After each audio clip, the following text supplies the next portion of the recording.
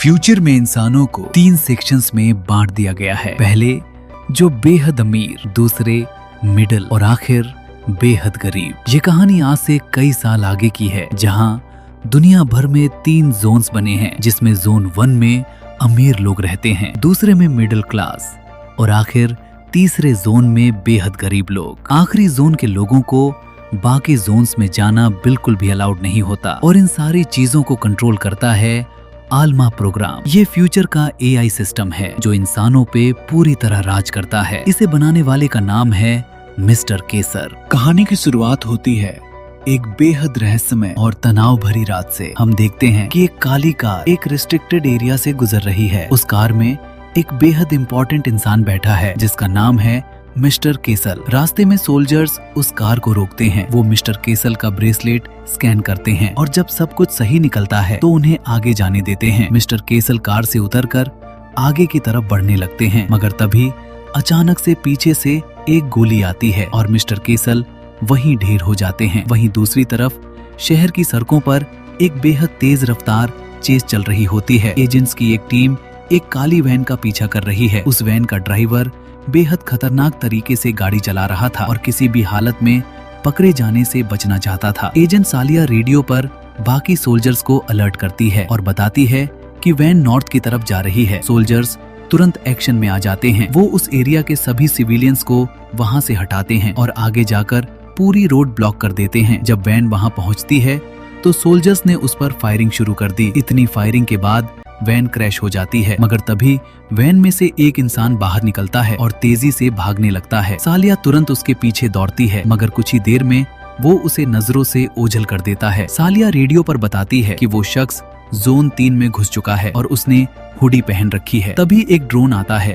और वैन के ड्राइवर को शूट कर देता है। इस वजह से बाकी भागे हुए लोगों को पकड़ने का कोई रास्ता नहीं बचता। अगली सुबह हम देखते हैं एक इंसान को जिसका नाम है जेड। जेड की रात बेहद कम नींद में गुजरी थी। वो उठकर न्यूज ऑन करता है और उसे पता चलता है कि रात को क्या हुआ था। न्यूज में बताया जा रहा था कि एल्मा प्रोग्राम के क्रिएटर मिस्टर केसल का मर्डर हो चुका है और सोल्जर्स एक काली वैन की तलाश में हैं जो इस मर्डर से जुड़ी हो सकती है। जेड नाश्ता बनाने लगता है। तभी न्यूज पर ब्रेक वॉल के लीडर जॉन माफ्राम का एक स्टेटमेंट आता है। जॉन माफ्राम केसल और उसकी टीम को डायरेक्टली एड्रेस करते हुए अल्मा प्रोग्राम को बंद करने की मांग करता है। वो कहता है कि वो जोन्स और स्टेशंस की वजह से होने वाले डिवीजन को बिल्कुल भी नहीं मानते और जोन 3 के लोगों के लिए आजादी की मांग करते हैं। जॉन साफ शब्दों में कहता है कि अगर अल्मा प्रोग्राम तुरंत बंद नहीं किया गया तो वो खुद इसे रोकने के लिए डायरेक्टली दखल देंगे। ये सुनकर जेड के चेहरे पर टेंशन के भाव आ जाते हैं। इसके बाद जेड को खबर मिलती है कि उसके बॉस मलिक ने उसे बुलाया है। जेड काम पर पहुंचता है तो देखता है कि मलिक फोन पर किसी से बेहद गुस्से में बहस कर रहा है। कुछ देर बाद जब मलिक का कॉल खत्म होता है तो वो जेड को बताता है कि कल एक आदमी को गोली मारी गई है और मलिक चाहता है कि जेड उस भगोड़े को ढूंढे जो इस घटना के लिए जिम्मेदार है। जेड कहता है कि वो इस मामले को देखेगा और वहां से निकल जाता है। जेड अपने कोवर्कर के साथ जोन 3 की तरफ निकल पड़ता है। दोनों सड़कों पर सस्पेक्ट को ढूंढते हुए आगे बढ़ते हैं। तभी जेड की नजर एक हुडी पहने हुई औरत पर पड़ती है। वो गाड़ी रोककर उसके पास जाता है। पास जाने पर जेड को रियलाइज होता है कि उस औरत के हाथ में कोई ब्रेसलेट नहीं है। जेड उसकी आंख स्कैन करके उसकी आइडेंटिटी कंफर्म करता है। वो एक नंबर लिखकर उस औरत को देता है और कहता है कि वो उसे कॉल करे। साथ ही उसे चेतावनी देता है कि बिना ब्रेसलेट के घूमना गैर कानूनी है। वो औरत डरते हुए हाँ कह देती है। इसके बाद जेड क्राइम सीन पर पहुंचता है जहां उसे एक बॉडी मिलती है जो सस्पेक्ट के डिस्क्रिप्शन से मैच करती है। बॉडी पर कोई ब्रेसलेट नहीं था जिसकी वजह से आइडेंटिफिकेशन बिल्कुल नामुमकिन थी। जेड अपनी टीम को अपडेट करता है और तभी उसे पता चलता है कि उसका एजेंट एक्सेस ब्लॉक कर दिया गया है। वहीं दूसरी तरफ एजेंट्स की एक टीम पिछली रात की घटनाओं पर बात कर रही होती है। एजेंट सेलिया पूरी घटना को एक्सप्लेन करती है। अल्मा उस रात की सबसे ज्यादा संभावित घटनाओं को विजुअलाइज करता है। अल्मा के मुताबिक एक्स नाम का एक अनआइडेंटिफाइड आदमी केसल का मर्डर करता है, एक अकॉम्प्लिस के साथ वैन में भागता है और बाद में यन माफ्राम से मिलता है जो एक्स को खत्म कर देता है। अल्मा इस सिनेरियो को 88% प्रोबेबिलिटी देता है। एजेंट कैल को अल्फा टीम की कमान संभालने का ऑर्डर दिया जाता है और सेलिया को जोन 3 सिक्योर करने और एक्स की आइडेंटिटी पता करने की जिम्मेदारी दी जाती है। सेलिया की मुलाकात लेफ्टिनेंट जैम से होती है, जो अपना एक्सेस ब्लॉक होने की वजह से बेहद नाराज है। सेलिया कहती है कि ये सब प्रोटोकॉल के तहत हुआ है और उससे पूछती है कि क्या उसने क्राइम सीन पर कुछ असामान्य नोटिस किया था। जैम कहता है कि सब कुछ उसकी रिपोर्ट में पहले से लिखा हुआ है। सेलिया उन बच्चों के बारे में पूछती है जो सबसे पहले वहां पहुंचे थे, मगर जैम को नहीं लगता कि वो बच्चे इसमें शामिल थे। वो सेलिया को सजेस्ट करता है कि अगली सुबह साथ मिलकर जोन 3 को इंस्पेक्ट करें और चला जाता है। कुछ देर बाद जेड जोन 3 में एक डॉक्टर से मिलता है। वो उसे काम के बारे में बताता है और कहता है कि जोन 2 की एक पुलिस वाली उस पर प्रेशर डाल रही है। डॉक्टर उसे नींद की दवाई देती है और दोनों डिनर पर मिलने का प्लान बनाते हैं। इसके बाद जेड वहां से निकल जाता है ताकि डॉक्टर अपने अगले मरीज को देख सके। अगली सुबह सेलिया जोन 3 में बेहद जल्दी पहुंच जाती है। वो जैम को कॉल करती है जो अभी सो ही रहा होता है। सेलिया उसे बताती है कि वो उसका इंतजार कर रही है। जैम जल्दी से तैयार होकर वहां पहुंचता है। सेलिया उसे देर से आने के लिए फटकारती है और कहती है कि उसे उन बच्चों के पास लेकर चले। वो दोनों सड़क पर खेल रहे कुछ बच्चों के पास पहुंचते हैं। वो बच्चे उन्हें उस जगह के मालिक के पास लेकर जाते हैं जहां बॉडी मिली थी। जब उन्हें वो आदमी मिलता है तो वो भागने की कोशिश करता है, मगर वो दोनों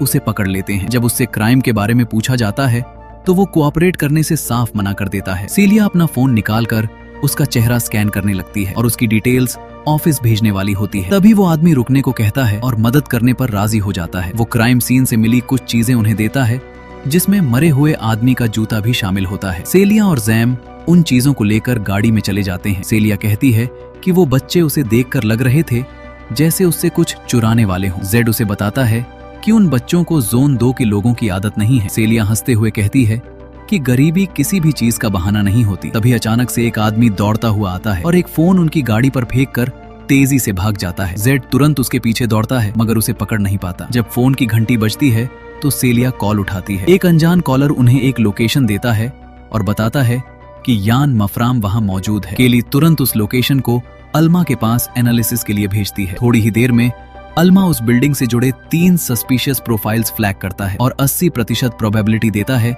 कि जॉन मफराम वहीं मौजूद है। कैल अपने सोल्जर्स के साथ उस लोकेशन की तरफ निकल पड़ता है। जब वो वहां पहुंचते हैं और बिल्डिंग में दाखिल होते हैं तो अंदर मौजूद लोग अपने चेहरे छुपाने लगते हैं और भागने की कोशिश करते हैं। सोल्जर्स और ड्रोन्स चारों तरफ फैल जाते हैं और जॉन को ढूंढने लगते हैं। उसी वक्त जैम और सेलिया उस लोकेशन की तरफ जा रहे होते हैं कि तभी रास्ते में कुछ घुसपैठिए उन्हें रोक लेते हैं। एक आदमी उनकी गाड़ी में घुस जाता है और उन्हें ऑफिस से कम्युनिकेशन काटने का ऑर्डर देता है। वो दोनों वैसा ही करते हैं और वो आदमी उन्हें जॉन मफराम के साथ कनेक्ट करता है। जॉन सेलिया को बताता है कि उसने कैसल का मर्डर करने के लिए किसी को हायर नहीं किया था। वो कहता है कि शहर के बाहरी इलाके में जो आदमी मरा हुआ मिला था वो जोन 1 में काम करने का दावा करता था और वो उसे सिल्वियो टूरिंग नाम के एक इंसान से कनेक्ट करने की कोशिश कर रहे थे, मगर इससे पहले कि वो ये कर पाते किसी और ने उसे ढूंढ लिया और खत्म कर दिया। जॉन सेलिया से कहता है कि वो उससे संपर्क करके बहुत बड़ा रिस्क ले रहा है और उससे विश्वास करने की गुजारिश करता है। वो कहता है कि जैसे ही उसे अरेस्ट किया जाएगा सरकार इस केस को बंद करने की कोशिश करेगी, मगर वो चाहता है कि सेलिया सच की तलाश जारी रखे। वो कहता है कि उसे सेलिया की और उसकी माँ की कहानी पता है। तभी सोल्जर्स वहां पहुंच जाते हैं और जॉन सरेंडर कर देता है। इसके बाद जैम सेलिया से सवाल करता है कि वो आदमी उसे कैसे जानता था, मगर सेलिया कोई जवाब नहीं देती। वो जैम को जोन 2 वापस ले चलने का ऑर्डर देती है और घर लौट जाती है। जॉन मफराम को गिरफ्तार करके जॉर्ज केसल के मर्डर के जुर्म में उम्र कैद की सजा सुना दी जाती है। जेड को उसका एजेंट एक्सेस भी वापस मिल जाता है। कुछ वक्त बाद जेड और बाकी एजेंट्स को एक और डेड बॉडी मिलती है। अल्मा की एनालिसिस से पता चलता है कि उस आदमी को भी पीछे से मारा गया था। मलिक अपने एजेंट्स पर बेहद गुस्सा होता है और कहता है कि जब स्टेट जोन 3 में इतना इन्वेस्ट कर रही है तब ये सब नहीं होना चाहिए। वो उन्हें ऑर्डर देता है कि वो पोटेंशियल विक्टिम्स को आइडेंटिफाई करें ताकि उन्हें बचाया जा सके और डीलर्स के अगले टारगेट्स प्रेडिक्ट करके उन्हें पकड़ा जा सके। इसके बाद सालिया जैम से मिलती है और बताती है कि उसे कुछ बेहद इम्पोर्टेंट चीज मिली है। वो उसे याद दिलाती है कि जॉन ने कहा था कि मरे हुए आदमी ने पैसों के बदले जॉर्ज कैसल के कातिल का नाम बताने की बात की थी। सालिया बताती है कि उसे निपियो पर कलिस्ता कुप्रोवा नाम का एक अकाउंट मिला है जो केवल जोन 3 में सेंट जॉन फैमिली से जुड़ी एक ऑटोनोमस कम्युनिटी में नजर आता है। वो जेड से कहती है कि वो वहां जाए और ज्यादा डिटेल्स पता करे। जेड थोड़ा हिचकिचाता है मगर इस शर्त पर राजी हो जाता है कि सालिया उसे बताए कि कि जॉन को उसकी माँ के बारे में कैसे पता था। सालिया वादा करती है कि वो जल्द सब कुछ बताएगी। जीड और सालिया एक चर्च में पहुंचते हैं जहां एक पास्टर लोगों को पढ़ा रहा होता है। पास्टर उन्हें देखते ही रुक जाता है और उनसे बात करता है। सालिया कहती है कि वो कलिस्ता कुपोवा को ढूंढ रहे हैं। पास्टर कहता है कि कलिस्ता अब उनके साथ नहीं है और साफ कर देता है कि उसे बाहरी दुनिया से कोई लेना देना नहीं चाहिए। चर्च के बाहर सीलिया एक नौजवान लड़की से कलिस्ता के बारे में पूछती है। कुछ हिचकिचाहट के बाद वो लड़की मान लेती है कि कलिस्ता पास्टर की बेटी है जिसने ड्रग्स की वजह से कम्युनिटी से मुंह फेर लिया था। वो बताती है कि कलिस्ता जोन 2 में है और उसका पता भी दे देती है। सालिया उसे शुक्रिया कहती है और दोनों वहां से निकल जाते हैं। जेड उस पते पर पहुंचता है और देखता है कि ये एक एस्कॉर्ट हाउस है। पहले तो वो थोड़ा चौंकता है, मगर फिर रिसेप्शनिस्ट के पास जाकर एएल नाम की एक औरत के बारे में पूछता है। उसे पता था कि कलिस्ता अब इसी नाम से जानी जाती है। रिसेप्शनिस्ट कहती है कि वो केवल कुछ चुनिंदा क्लाइंट से मिलती है। जी कहता है कि उसे एक दोस्त ने रेकमेंड किया है। थोड़ी जांच के बाद रिसेप्शनिस्ट उसी रात के लिए एक स्लॉट निकाल देती है। जेड राजी हो जाता है, अपना पता देता है और वहां से चला जाता है। जेड और सालिया के घर जाते हैं। खिड़की से बाहर देखते हुए जेड को पेरिस का वो हिस्सा बेहद खूबसूरत लगता है और वो पुरानी यादों में खो जाता है। थोड़ी देर बाद कलिस्ता आती है। जैसे ही वो अंदर आती है, सालिया उसे आरामदेह महसूस करवाने की कोशिश करती है, मगर कलिस्ता को माहौल में कुछ अजीब लगता है और वो अपनी गन निकाल लेती है। जाम और सालिया भी तुरंत अपनी गन्स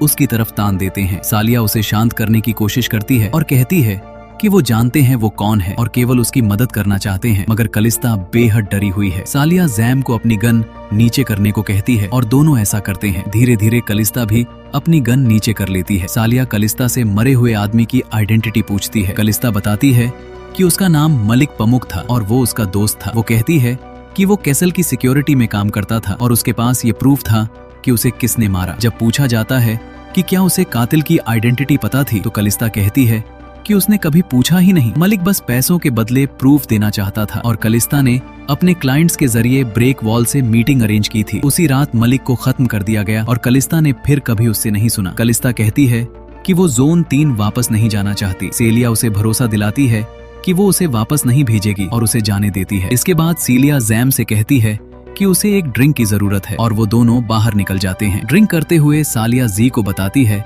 कि वो असल में जोन 3 की रहने वाली है। उसने डेस्टिनी नाम का एक गेम जीता था जिसकी वजह से उसे जोन 2 लाया गया और उसे उसकी माँ से अलग कर दिया गया। उसकी माँ ने सब कुछ कुर्बान कर दिया था उसे वहाँ पहुँचाने के लिए और केवल कभी कभी मिलने आ सकती थी। एक दिन सीलिया से मिलकर लौटते वक्त उसकी माँ को जोन 3 में मार दिया गया। सालिया कहती है कि उसने उन लोगों को ढूंढने में अगले 2 दिन लगा दिए। जी ये सुनकर हिल जाता है और कहता है कि उसे बेहद अफसोस है। सीलिया पीते पीते नशे में आ जाती है और रात का अंत दोनों के स्टेज पर गाने के साथ होता है। कुछ वक्त बाद डैन एक सस्पेक्ट के पीछे जाता है जो दावा करता है कि उसे पता है केसल को किसने मारा। उसे गिरफ्तार करके पूछताछ की जाती है। वो आदमी कहता है कि एक ड्रोन ने केसल को मारा था और ये ऑर्डर उन्हीं में से किसी एक का था। एजेंट्स उसकी बातों पर यकीन नहीं करते। जब जाम आगे बढ़ता है तो वो आदमी कहता है कि वो उसे पहचानता है और दावा करता है कि जेड पहले एरिना में आया था। ऑफिस वापस आकर सालिया अल्मा से उस सिचुएशन का एनालिसिस करवाती है। वो कलिस्ता का बयान शेयर करती है और अल्मा से उसकी क्रेडिबिलिटी असेस करने को कहती है। डेटा रिव्यू करते वक्त सिया को डैन के रिकॉर्ड्स में पता चलता है कि बचपन में उससे एक बार पूछताछ हुई थी। तभी अचानक एक मर्डर अलर्ट बजता है और सीलिया को रियलाइज होता है कि कलिस्ता को खत्म कर दिया गया है। एजेंट्स अरीना की लोकेशन पर उसे अरेस्ट करने जाते हैं। जेड सबसे पहले वहां पहुंचता है, अरीना का ब्रेसलेट उतारता है और उसे भाग जाने को कहता है। जब बाकी एजेंट्स आते हैं तो जेड ऐसे एक्ट करता है जैसे वो उसे ढूंढ रहा हो। एजेंट कैल अल्मा की एनालिसिस के लिए सीन रिकॉर्ड करने लगता है। सीलिया को उसके सुपरवाइजर ने बुलाया जो उस पर झूठ बोलने और कलिस्ता के बारे में जानकारी छुपाने का आरोप लगाता है। वो कहता है कि अल्मा की एनालिसिस कुछ नहीं निकाल पाई क्योंकि वो गलत डेटा पर बेस थी और दावा करता है कि कलिस्ता को उसके बॉयफ्रेंड की तरह ब्रेक वॉल्स ने मारा। वो सीलिया को 1 महीने की छुट्टी पर भेज देता है और उसका अल्मा एक्सेस रिवोक कर देता है। सीलिया एक बार में जाती है और वहाँ उसे डेस्टिनी गेम की नई विजेता दिखती है। वो लड़की एक्साइटेड है मगर अपने माता पिता को छोड़ने का गम भी उसके चेहरे पर साफ नजर आता है। उसे देखते हुए सीलिया को खुद का अक्स उसमें दिखता है और उसकी आंखें भर आती हैं। सीलिया एक दोस्त के पास जाती है और उससे कलिस्ता की बॉडी का पोस्टमार्टम करवाने की रिक्वेस्ट करती है। वो कहता है कि मौत की वजह तो पहले से साफ है, मगर सीलिया जोर देती है कि वो किसी खास चीज को ढूंढे। वो कहता है कि उसे परमिशन लेनी होगी, मगर सीलिया उसे एहसान के तौर पर ऐसा करने के लिए मना लेती है। वो राजी हो जाता है और सीलिया वहाँ से निकल जाती है। बाहर जाते हुए उसका सामना पास्टर और कलिस्ता की बहन से होता है, जो बॉडी आइडेंटिफाई करने आए होते हैं। सीलिया जैम के पास जाती है और उससे पूछती है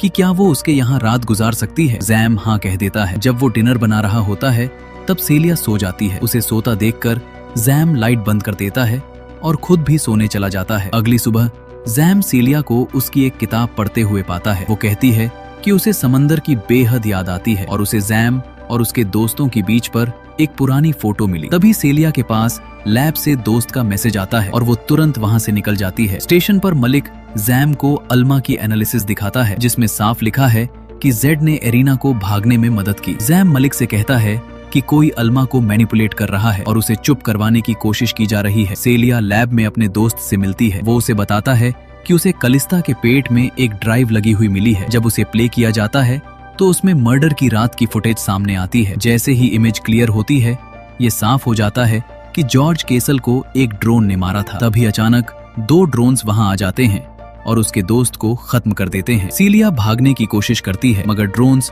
पूरी लैब को सर्च करने लगते हैं। वो वापस लड़ती है और एक ड्रोन को मार गिराती है। दूसरा ड्रोन उसका पीछा करता रहता है। भागते हुए वो उसके पेट में लग जाता है, मगर सीलिया हिम्मत नहीं हारती और दूसरे ड्रोन को भी तबाह कर देती है, इससे पहले कि वो उसे खत्म कर सके। अल्मा जेड और बाकी सभी को अलर्ट करता है कि सेलिया ने पोस्टमार्टम करने वाले दोस्त को मारा है और अब फरार है। जेड और मलिक एक साथ होते हैं और जेड कहता है कि उन्हें जोन 2 जाना होगा। वो तुरंत निकल पड़ते हैं। इधर जख्मी सेलिया मुश्किल से चलती हुई सड़क पर निकलती है। बाहर नए साल का जश्न चल रहा होता है और भीड़ हर तरफ होती है। वो पास खड़ी एक औरत से एक कोट लेती है, उसे पहनती है और धीरे धीरे चलते हुए भीड़ में खो जाती है। उसके चेहरे पर दर्द साफ नजर आता है, मगर वो रुकती नहीं। कुछ देर बाद जेड भीड़ में सेलिया को देखता है, जो लगभग बेहोश होने वाली है। वो तुरंत उसे थामता है और आगे बढ़ने में मदद करता है, मगर तभी सोल्जर्स उन्हें रोकते हैं। जेड गन फायर करता है और उस अफरा तफरी में वो दोनों भीड़ के साथ निकल जाते हैं। जेड जोन 3 में